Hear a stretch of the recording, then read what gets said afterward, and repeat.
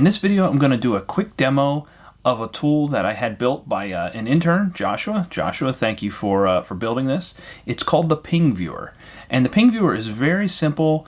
Basically just shows on a web page the ICMP messages that make it to this end host, displays them, and you can parse through them or filter through them just to know that those ICMP messages got there. So when would you use this, or why would this be helpful? Well, if you look at the diagram on the screen, if an ICMP is exiting your network through a firewall, sometimes firewalls block ICMPs by default for security or just for control reasons. So there is a chance the ICMP could get dropped there. It makes it through the internet or whatever network is between it and the end host. There's other possibilities that it's dropped by an ACL or something like that. Ultimately, it makes it to the host that you are trying to ping, and then it comes back as an echo reply.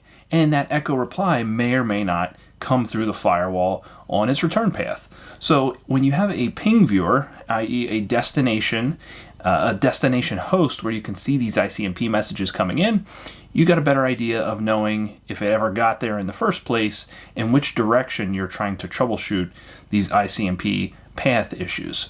If you saw my video the other week, the ASA ICMP configuration, I actually use this tool when I'm troubleshooting things like that. To get started with this, we're going to jump over to surefiber.net. Surefiber.net is actually a business of mine, and I thought it'd be a cool place to put this tool, just for the heck of it. Anyway, at Surefiber, we broker internet connectivity, business broadband through 100 gig, dedicated internet access, co-location space, private WAN, all those types of fun things, anything carrier services. So if we can help you out, be sure to check it out. Anyhow, when you get to surefiber.net, go to Tools, click the drop down, and click Ping Viewer. You'll come to a page that looks something like this. You'll see the window at the bottom. You can open up a terminal and actually ping this system. Now, you saw here the details. We're actually going to ping the host name of pong.surefiber.net. We can ping that in both IPv4 and IPv6, and the ICMP messages, like I said, will be shown on the screen in real time as they arrive at the host. Let's give it a shot. First, let's ping IPv4. I'm going to do a count of 1, so we don't have a whole bunch of messages, we just have 1.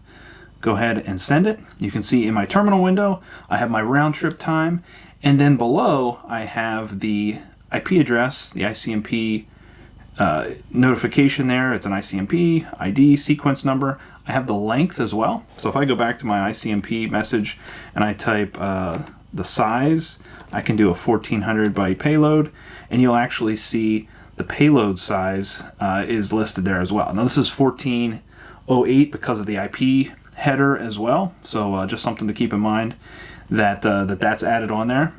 Maybe I'll fix that in an enhancement. Let me know in the comment section if you think I should change that.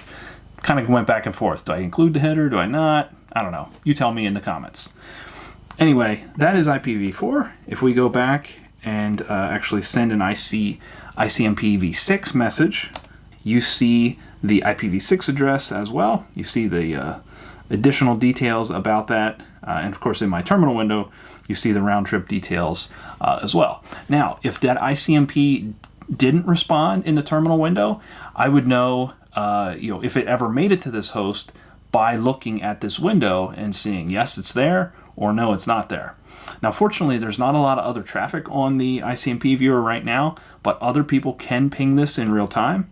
So it's important to know that you can come in here and actually filter by IP address and search for just your IP address. So I could type in 68 or 64 rather, and filter it down to just that IP address, right? I could put the entire address in or just search for a portion of it. So if I know what subnet my ICMPs are going to come from, if I have a /24 or something, I know, the first part of the the first part of the address. I might not know the last set of bits. So you can filter by IPv4, IPv6, so on and so forth.